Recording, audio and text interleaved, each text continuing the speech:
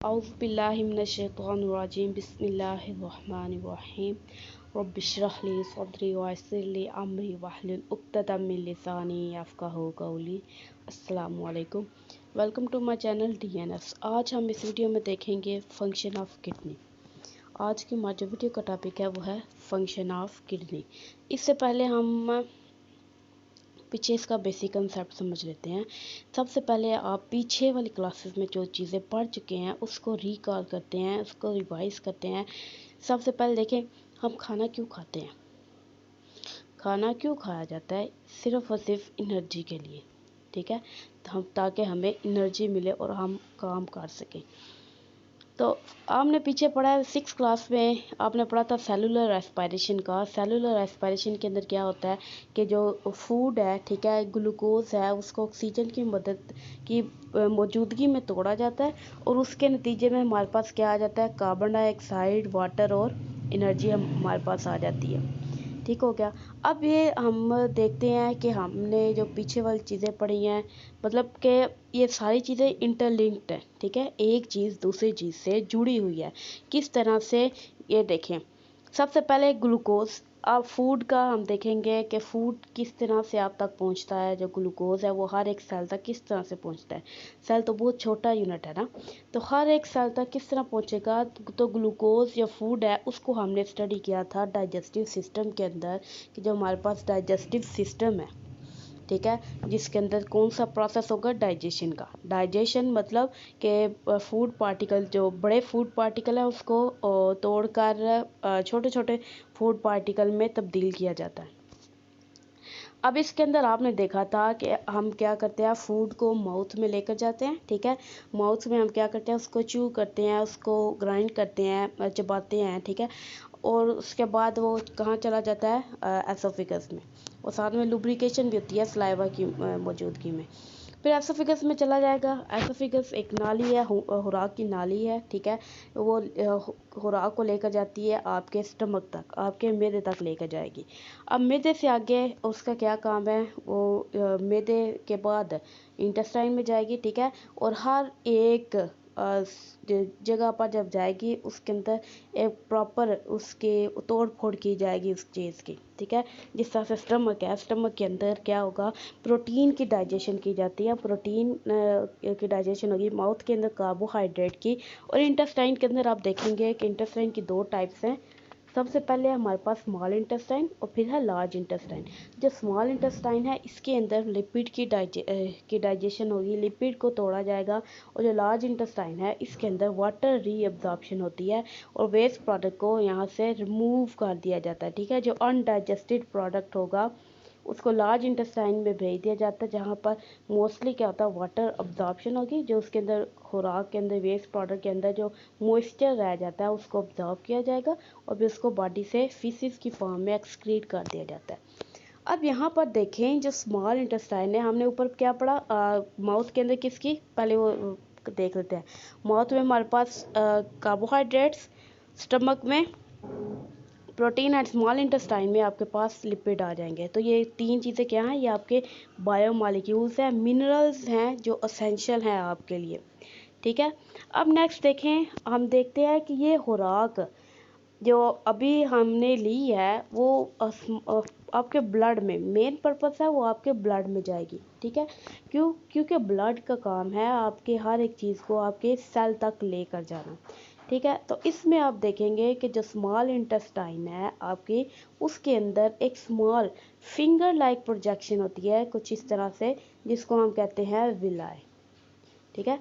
Finger like projection है, ये finger की तरह आपको नज़र आ रही है, ठीक है। तो ये क्या है, आपकी विलाई है जिसके अंदर फूड अंदर जाएगा, ठीक है। ये यहाँ से फूड अंदर जाता है तो बहुत छोटे छोटे टुकड़े हो जाते हैं। और यहाँ से जो आपको ब्लू और डार्क ब्लू में नज़र आ रही है आपकी ब्लड कैपिलरीज है, ठीक है। और इनके अंदर भी जाकर अब्जॉर्ब हो जाएगा, ब्लड के अंदर चला जाएगा। और जो वेस्ट प्रोडक्ट होगा अनडाइजेस्टेड होगा वो दूसरे तरफ से बाहर आ जाएगा। और जो असेंशियल होगा मतलब जो यूज़फुल है वो यहाँ से चला जाएगा आपके ब्लड के अंदर। तो ये चीज़ें आपने याद रखनी है कि आपके डाइजेस्टिव सिस्टम में आपका कौन सा स्मॉल इंटेस्टाइन का के अंदर फिंगर लाइक प्रोजेक्शन है, मतलब जो उंगली की तरह के दिखने में है, उसको आप उसके अंदर से ब्लड कैपिलरीज में क्या चला जाता है, फूड चला जाएगा। और ब्लड फिर क्या करता है, ब्लड सर्कुलेटरी सिस्टम आपने पढ़ा हुआ है 7th क्लास के सेकंड चैप्टर में, ट्रांसपोर्ट की हेडिंग है उस चैप्टर की। तो उसमें आपने क्या देखा था कि जो ब्लड है वो सर्कुलेट करेगा, ठीक है, और उसके वो क्या करता है, हर एक चीज़ जो एसेंशियल प्रोडक्ट है वो सेल को दे देता है, और जो सेल की वेस्ट प्रोडक्ट है वो सेल से ले लेता है। तो ये था आपका डाइजेस्टिव सिस्टम, जिसके अंदर आपने ये देखा कि खुराक आपकी किस तरह से ब्लड में जाती है, ठीक है। और ब्लड उसको हर एक सेल को फिर देगा, और हर एक सेल को वो ग्लूकोज की फॉर्म में देगा। अब नेक्स्ट देखें, नेक्स्ट है हमारे पास ऑक्सीजन। तो एनर्जी हासिल करने के लिए हमने एक चीज़ देखी, ग्लूकोज किस तरह से गई सेल के पास। अब नेक्स्ट हम देखेंगे ऑक्सीजन किस तरह से जा रही है सेल के पास।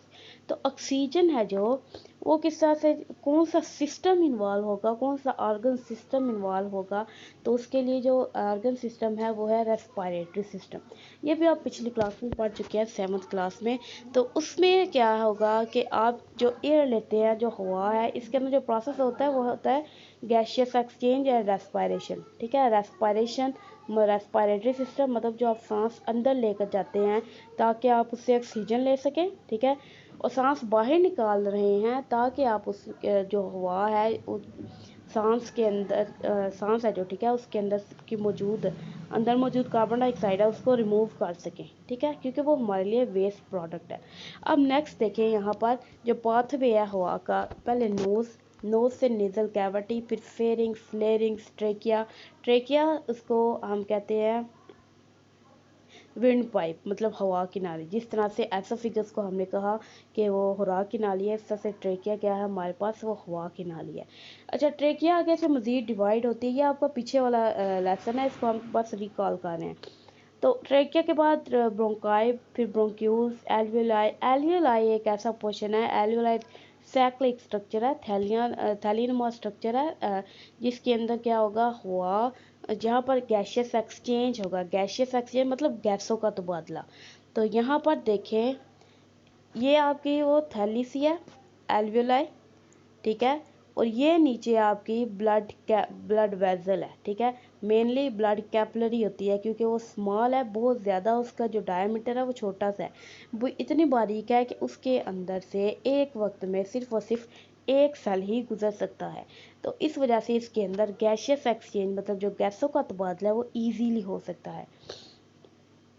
अब नेक्स्ट देखें, यहाँ क्या होगा, यहाँ पर देखें जो हवा से ऑक्सीजन आई है वो यहाँ पर आएगी और ये ऑक्सीजन ब्लड में चली जाएगी। अब ब्लड के अंदर जो आपके पास कार्बन डाइऑक्साइड है, वेस्ट प्रोडक्ट है, वो जाएगी एल्वियोलाई में, एल्वियोलाई से फिर वो वापस है, ये इसी प्रोसेस से एल्वियोलाई से bronchioles, bronchi, trachea, larynx, pharynx, nasal cavity, nose, और फिर वो आपकी सांस आप बाहर निकाल देते हैं, ठीक है।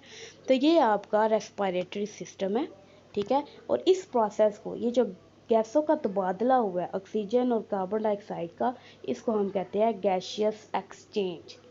ठीक हो गया बेटा जी। अब नेक्स्ट हम देखते हैं कि हम ये हो गया हमारे पास ग्लूकोज जब ऑक्सीजन के साथ उसको वो मतलब ऑक्सीजन की मौजूदगी में जब एक सेल ग्लूकोज को तोड़ेगा तो उस प्रोसेस को हम कहते हैं सेलुलर रेस्पिरेशन, जिसके नतीजे में हमारे पास क्या चीज़ें आ गई हैं। First one is carbon dioxide, ठीक है, second one is water and third one is energy, ठीक है। अब कार्बन डाइऑक्साइड है जो, ये भी हमने पीछे पढ़ा है कि इसको रेस्पिरेटरी सिस्टम के ज़रिए से एक्सक्रीट कर दिया जाता है। ये दोनों हमारे लिए वेस्ट प्रोडक्ट हैं, ठीक है। वाटर को यूज़ किया जाता है लेकिन एक हद तक, ठीक है। ये किसी ना किसी हद तक ये हमारे लिए वेस्ट प्रोडक्ट भी है, ठीक है। बहुत ज़्यादा वाटर भी अगर हम स्टोर करें तो ईडीमा हो जाता है, जिसको कहते हैं कि वो, जिसे आप आसान अल्फाज में कहते हैं कि पेट में पानी भर गया। चलें, अच्छा अब नेक्स्ट देखें, जो कार्बन डाइऑक्साइड है, कार्बन डाइऑक्साइड एंड वाटर को किस तरह रिमूव करना है ये हम देखेंगे। वाटर को रिमूव करने के लिए हमारे पास स्पेशल जो ऑर्गन सिस्टम है वो है एक्सक्रीटरी सिस्टम, ठीक है। ये सिर्फ और सिर्फ वाटर के लिए ही नहीं, ये तो सिंपल मैं बता रही हूँ कि ये वेस्ट प्रोडक्ट को रिमूव करने के लिए। अब जो मुख्तलिफ प्रोडक्ट्स हैं, हम क्या कैसे फूड ही तो ना लेते, इतनी मेडिसन्स हम लेते हैं, तो मेडिसन्स को भी जब तोड़ा जाता है तो उनके नतीजे में जो वेस्ट प्रोडक्ट्स आपके पास आते हैं वो आते हैं किस फॉर्म में आते हैं आपके, वो नाइट्रोजनस कंपाउंड्स की फॉर्म में आ जाएंगे। ठीक है, तो नाइट्रोजनस कंपाउंड्स की फॉर्म में जो आएंगे, नाइट्रोजनस मतलब ऐसे कंपाउंड्स हैं जो जिनके अंदर नाइट्रोजन मौजूद होगी। ठीक है, और नाइट्रोजन हमारे लिए क्या है, खतरनाक है, तो उसको रिमूव करना ज़रूरी है।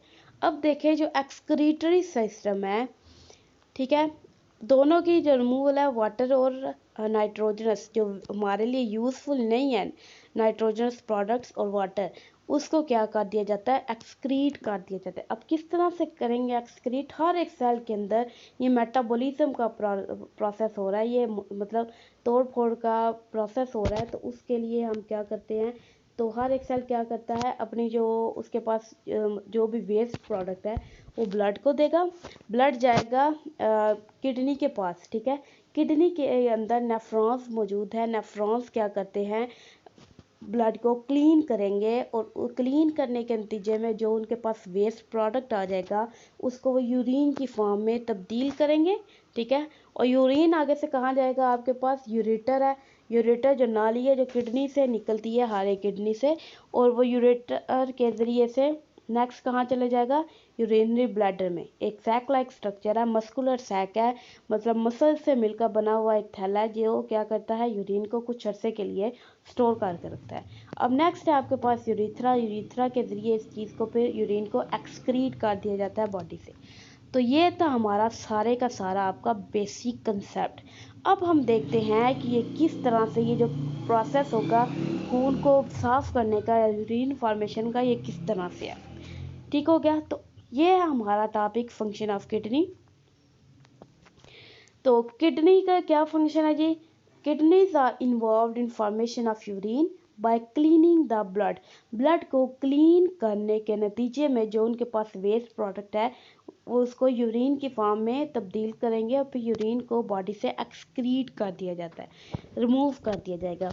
अब है हमारे पास प्रोसेस, इसके प्रोसेस यूरिन फॉर्मेशन का जो प्रोसेस है उसके अंदर दो मेन आपके पास आ जाते हैं, क्या स्टेप्स आ जाएंगे। सबसे पहले फिल्ट्रेशन है और सेकंड वन है आपके पास रीअब्जॉर्प्शन।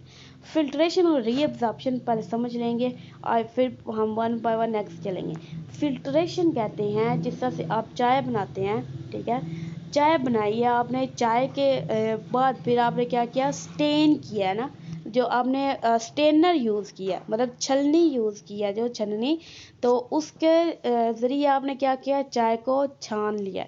जो पत्ती है या फिर आपने जो इलायची अदरक वगैरह जो भी डाला हुआ है उसके अंदर चाय को बनाने में, तो वो चीज़ें आपकी जो छन्नी है उसके ऊपर रह जाएंगी। ठीक है, और जो नीचे आपकी चाय प्योर फॉर्म में निकल जाएगी। ठीक है, अब देखें हमारे पास दो चीज़ें आ गई हैं, वो जो आपके पास फिल्ट्रेशन, इस प्रोसेस को कहते हैं फिल्ट्रेशन, फ़िल्टर करना।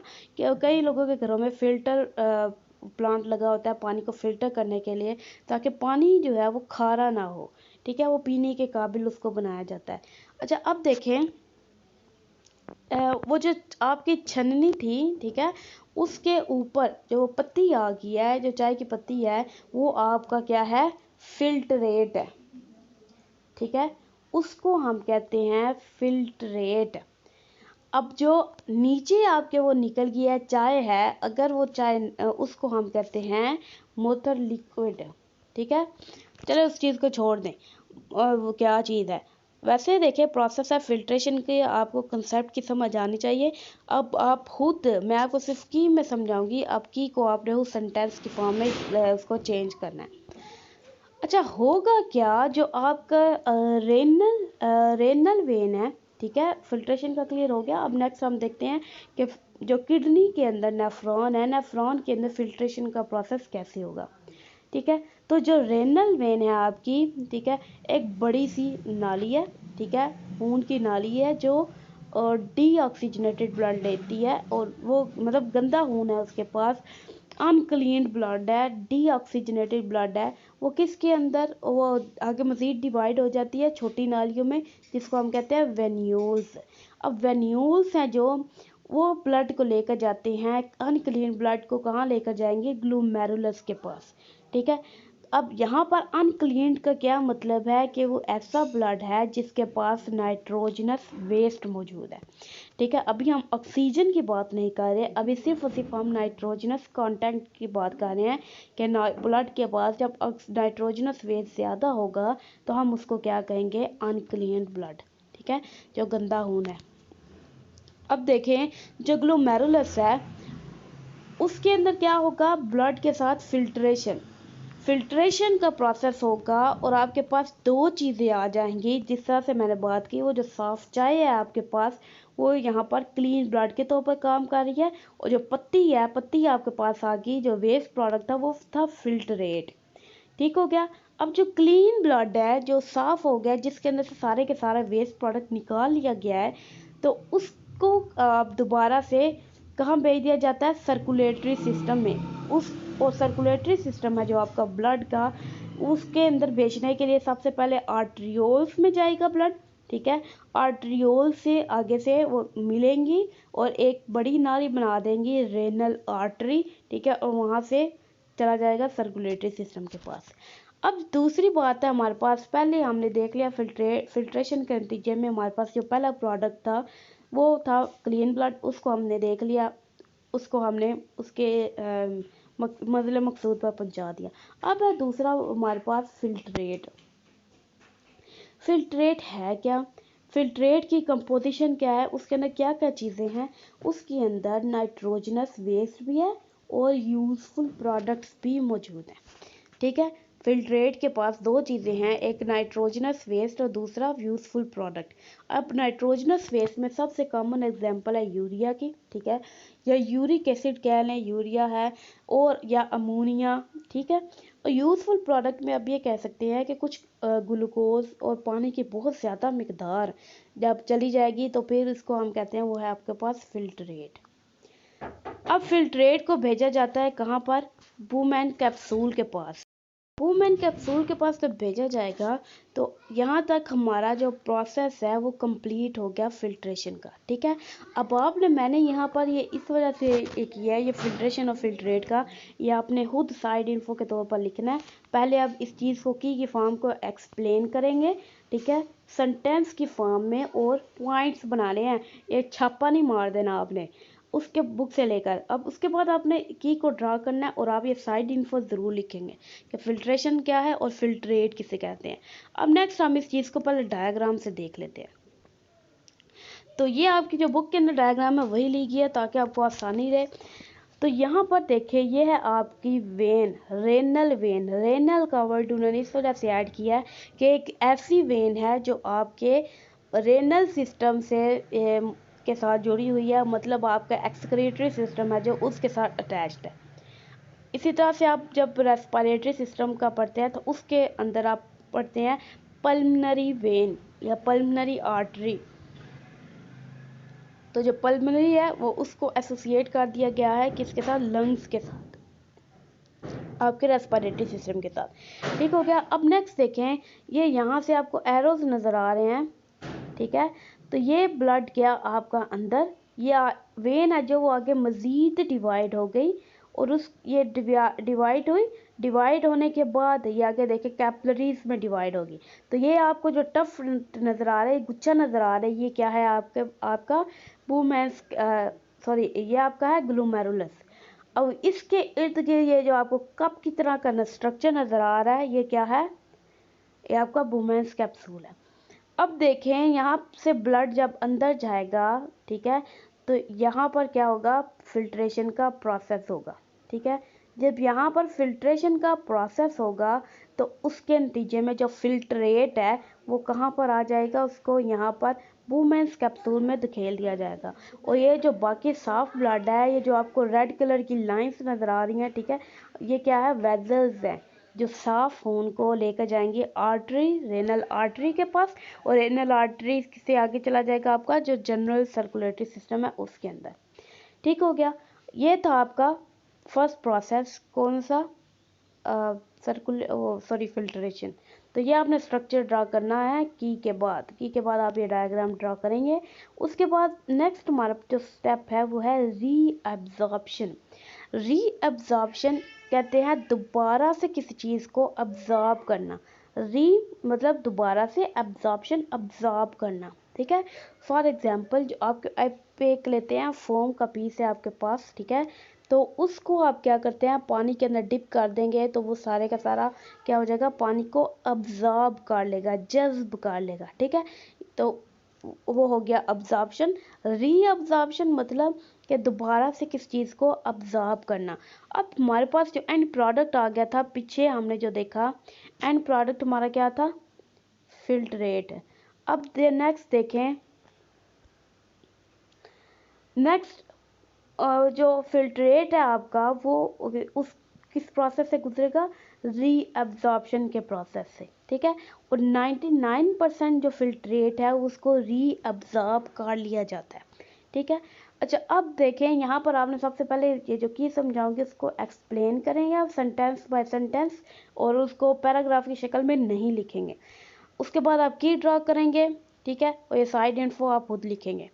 अब नेक्स्ट देखें जो रीअब्जॉर्प्शन है, रीअब्जॉर्प्शन के नतीजे में आपके पास, आपने देखा फिल्ट्रेट के पास क्या क्या है, यूजफुल प्रोडक्ट और नाइट्रोजनस वेस्ट, ठीक है। तो रीअब्जॉर्प्शन के नतीजे में जो यूजफुल प्रोडक्ट्स हैं, ठीक है, वो कहाँ चले जाएंगे, ब्लड कैपिलरीज के अंदर।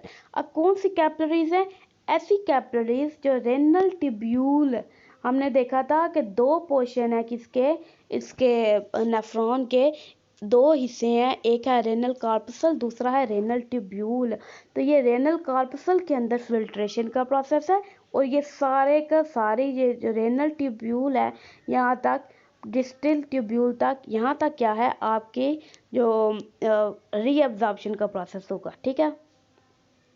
अच्छा यहाँ पर देखें, इसके ये आपके पास सिंपल नेफ्रॉन है, इसको उन्होंने कॉम्प्लेक्स फॉर्म में नहीं दिया। कॉम्प्लेक्स फॉर्म में मतलब कि उन्होंने इसके इर्द गिर्द ब्लड कैपिलरीज का जाल नहीं दिखाया ताकि आप लोग कंफ्यूज ना हो जाएं। अगर इसके इर्द गिर्द ब्लड कैपिलरीज का जाल दिखाया जाए तो मतलब आपको समझ नहीं आएगी कि यहाँ पर ये रेनल ट्यूब्यूल सिस्टम का सही तरह से किस तरह से है।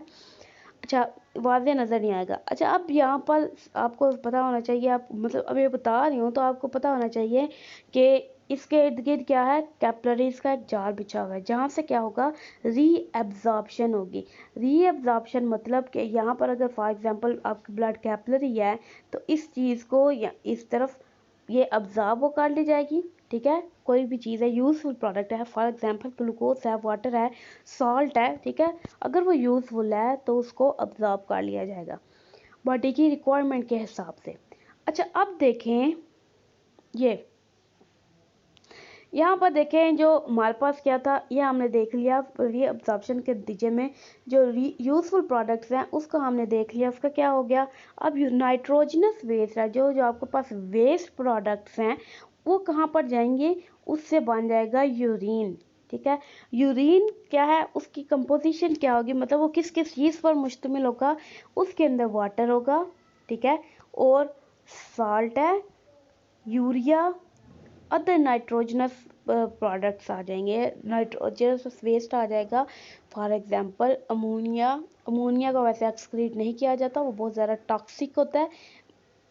अमाइनो एसिड्स चले कर लें, प्रोटीन के छोटे छोटे सब यूनिट कर लें फॉर एग्जांपल के तौर पर, ठीक है, एग्जांपल के तौर पर। तो अब जो यूरिन है, ठीक है, उसको कहाँ पर वो चला जाएगा, कलेक्टिंग डक्ट्स में, कलेक्टिंग डक्ट्स के पास जाएगा रेनल पेल्विस में, और रेनल पेल्विस से फिर उसको बॉडी से यूरेटर की मदद से कहाँ पर पहुँचा दिया जाता है, यूरिनरी ब्लैडर में, और उसके बाद उसको बॉडी से एक्सक्रीट कर दिया जाता है। तो यहाँ तक था आपका सारे का सारा फंक्शन ऑफ किडनी, ठीक है। अगर कहीं से आपको समझ ना आए तो आप दोबारा से क्वेश्चंस पूछ सकते हैं। इंशाल्लाह हम नेक्स्ट वीडियो में मिलेंगे। फ़ी अमान अल्लाह।